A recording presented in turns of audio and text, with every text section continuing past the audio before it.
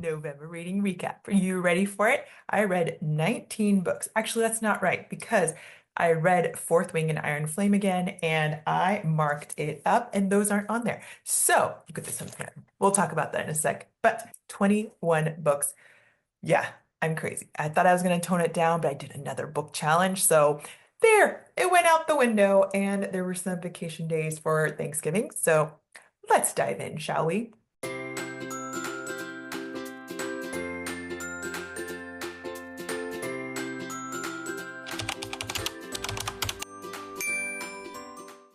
I read some arcs. So let's start with some of these arcs. And if you have not heard me rave about how I get my arcs, go check out my video right here because that is how I have gotten a lot of my arcs. Some of the other ones have come in different methods, but that's where you can start.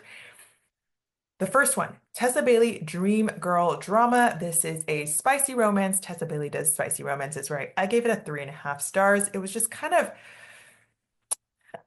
okay.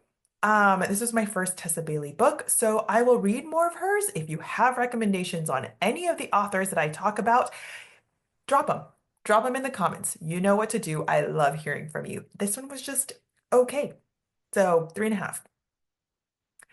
Another arc that I was so privileged to get, Abby Jimenez. I love Abby, as you may have heard me rave about her in many times. Say You'll Remember Me is the new one that is coming out next year in 2025, and it did not disappoint. It did not disappoint. There are so many deep things about dementia and long distance and all the different sacrifices you make to care for loved ones.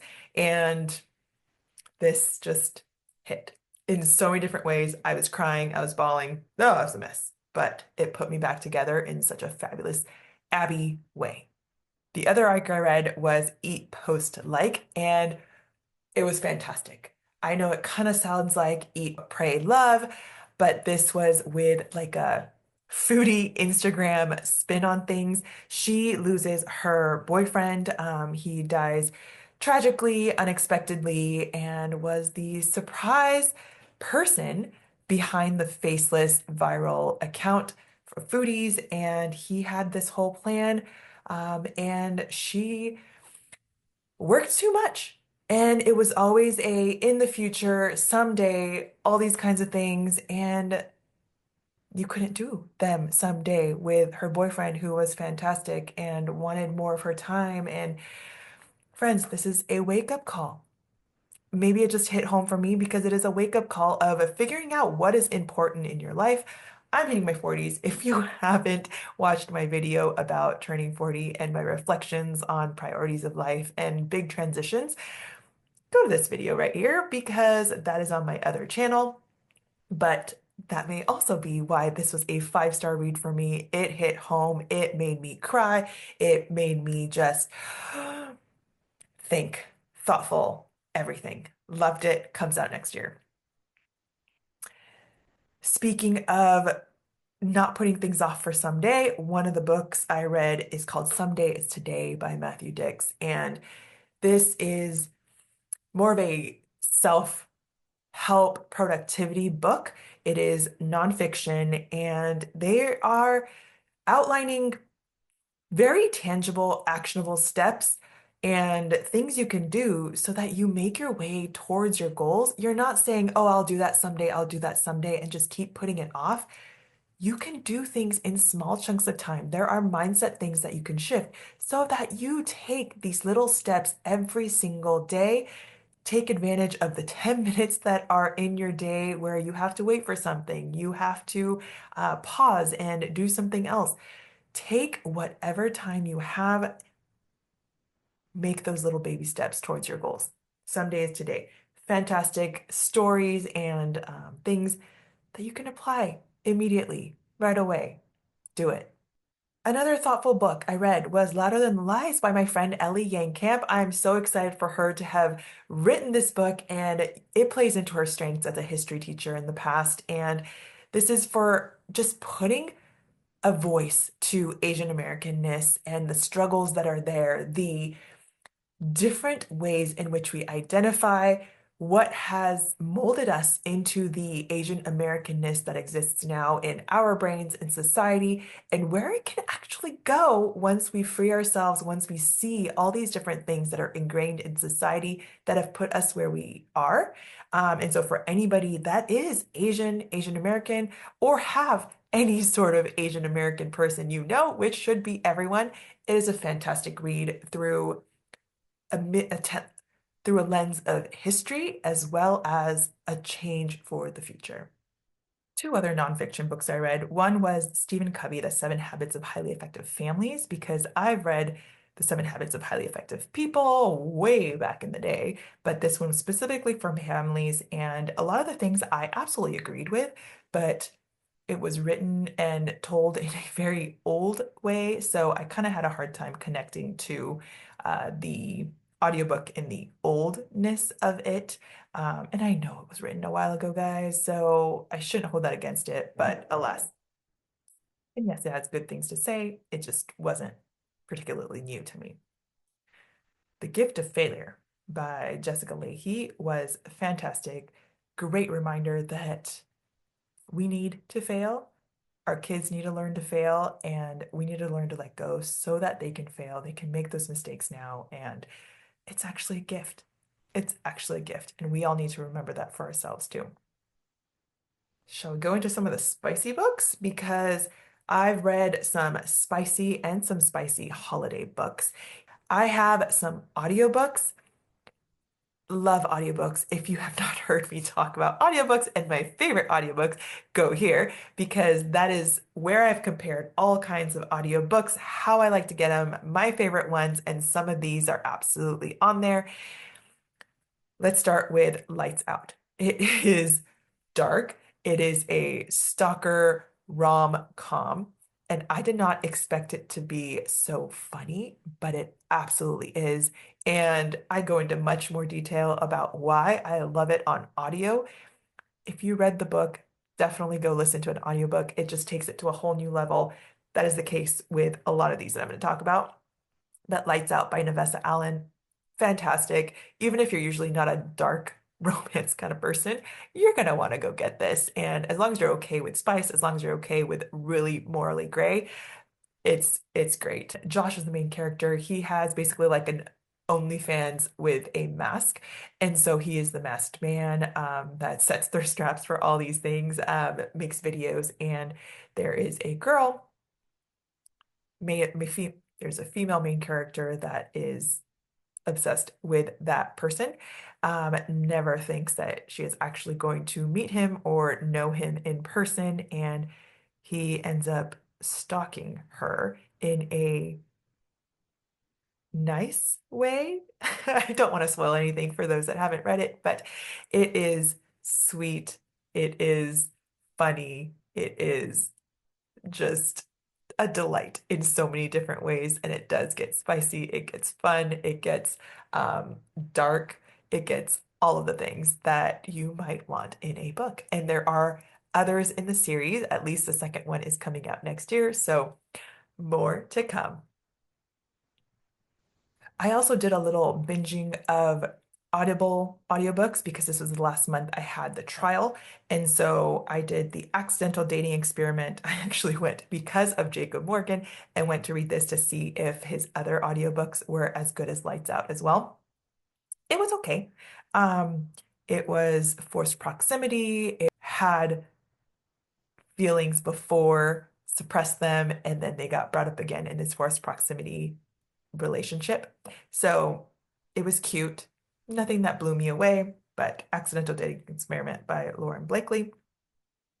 Also, Until You is also kind of a dark romance. I guess I'm in that phase or something, but there's also this justice aspect to it where these brilliant coding people are addressing these client issues almost like pro bono to do what is right.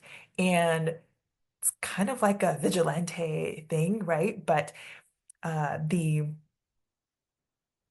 male main character doesn't know who the female main character's real identity is, but he is falling for this brilliant woman behind the alias, and it actually turns out to be his best friend's sister. So, you know, and he's already kind of falling for her in real life and then feels bad that he actually has feelings for this other person, but they're the same.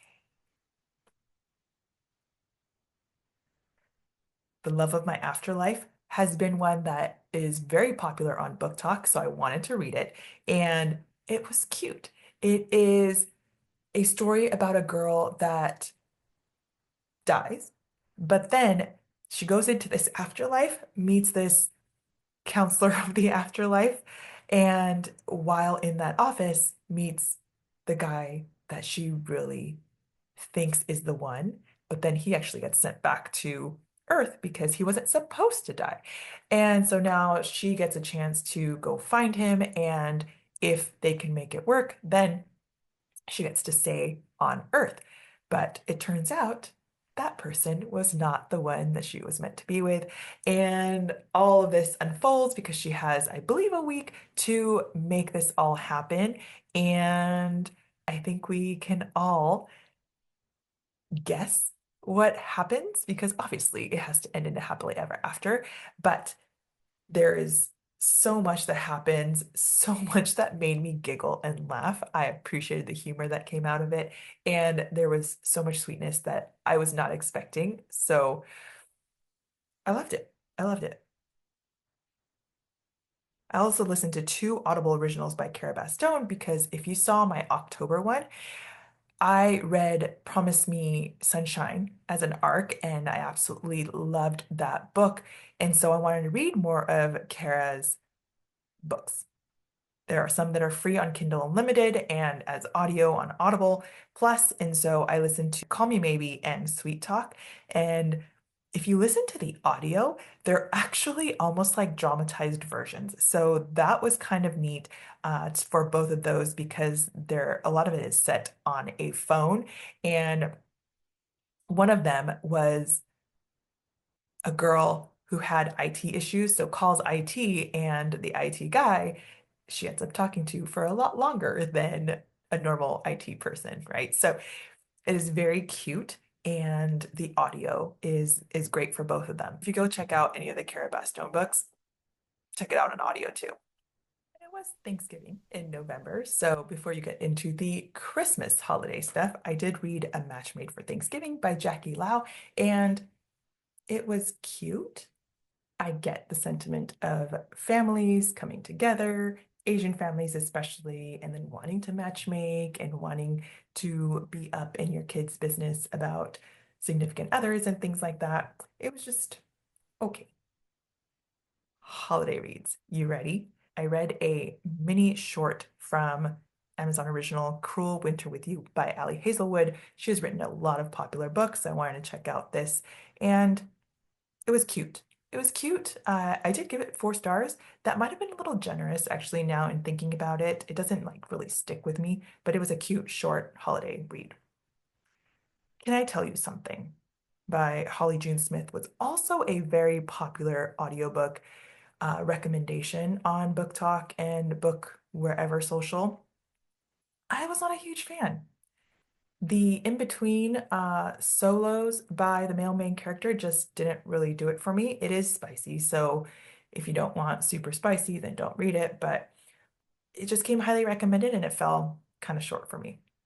However, what did not fall short, Kate Stewart delivers every time. I have yet to read a book that I have not liked written by her. The Plight Before Christmas, 5 stars. It's funny, it's spicy, it's deep, it's hitting on all kinds of different places because the holidays can be really hard for some people, and some people it's a great joy where families gather together and share love for each other. And I think this just brought everything together so well. And if you are a Ravenhood trilogy fan, there are cameos in her books. In The Plight Before Christmas, Sean comes, and so that was definitely a delight. And then Euro Dreams is the other one of hers that I read, and it's not specifically Christmassy or holiday-y, but it does have some aspects of that, so I'm just including it in the holiday reads section. But Euro Dreams This one had different audio narrators, but still fantastic. The British accent, I don't know, maybe all of that did it for me too. But this one has a cameo from Tyler. And if you are wondering in the Raven Hood who left the Raven necklace, this, this, friends, gets to part of that. And so I'm going to have a whole different Kate Stewart video on it. So if you want to hear more about or talk more about Kate Stewart books, let me know in the comments because, friends, if you have not read a book by her, missing out. I keep saying this and I will keep saying this, Abby and Kate, you got my money. You got my money, my attention, my love, everything. Resting Scrooge Face by Megan Quinn. Look, friends, I love Megan. This one, I still gave it 3 stars. It is a shorter holiday book. It just wasn't my favorite of hers. Her most recent one that I got as an ARC and that I've talked about before, that loved it. Loved it, recommend it, all of that. This Resting Scrooge Face is all right. And this I annotated. I annotated and I have so many thoughts, so many theories. Onyx Storm is coming out soon. There was a magazine article that featured some of the Onyx Storm snippets. So I'm going to have a new video. So if you're ready to discuss everything Onyx Storm, I know I talked about theories before, but there's going to be a new one coming. So you're going to want to hit that subscribe button so that you can hear all of my theories, all of my other book discussions. If you enjoyed this video, remember to like it and let me know what your favorite book from November was. See you in the next video.